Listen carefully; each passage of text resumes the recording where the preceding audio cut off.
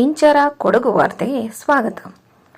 Bharat Germany ಬಾಂಧವ್ಯಕ್ಕೆ ಹೊಸ ಚೈತನ್ಯ.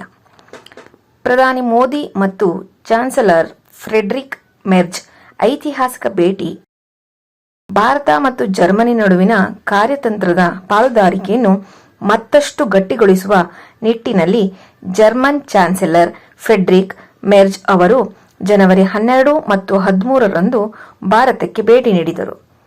Chancellor ಆಗಿ ಅಧಿಕಾರ ವಹಿಸಿಕೊಂಡ ನಂತರ ಮೆರ್ಜ್ ಅವರು ಏಷ್ಯಾ ಖಂಡಕ್ಕೆ ನೀಡಿದ ಮೊದಲ ಭೇಟಿ ಇದಾಗಿದ್ದು, ಇದು ಜಾಗತಿಕ ರಾಜಕೀಯದಲ್ಲಿ ಭಾರತಕ್ಕೆ ಇರುವ ಪ್ರಾಮುಖ್ಯತೆಯನ್ನು ಎತ್ತಿ ತೋರಿಸಿದೆ.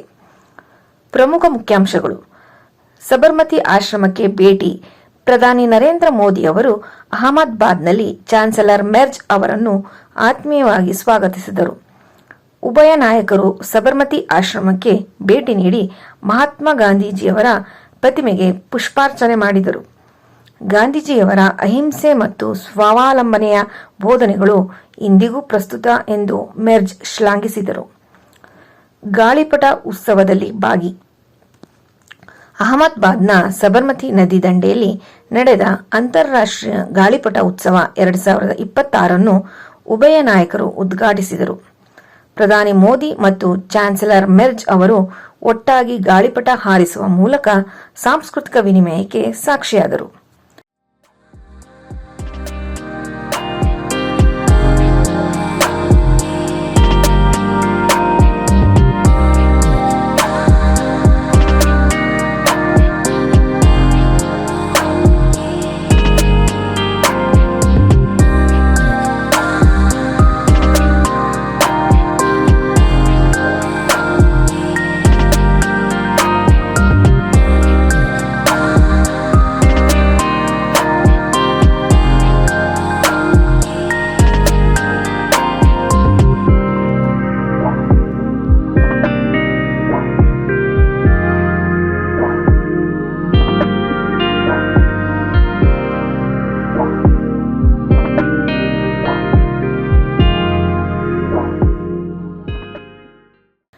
ರಕ್ಷಣೆ ಮತ್ತು ತಂತ್ರಜ್ಞಾನ ಒಪ್ಪಂದಗಳು.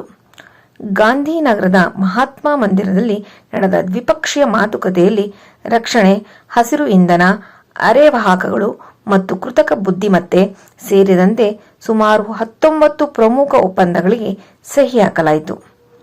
ಬೆಂಗಳೂರು ಭೇಟಿ. ತಮ್ಮ ಪ್ರವಾಸದ 2ನೇ ದಿನದಂದು ಚಾನ್ಸಲರ್ ಮೆರ್ಜ್ ಅವರು ತಂತ್ರಜ್ಞಾನಿ ನಗರಿ ಬೆಂಗಳೂರಿಗೆ ಭೇಟಿ ನೀಡಿದರು.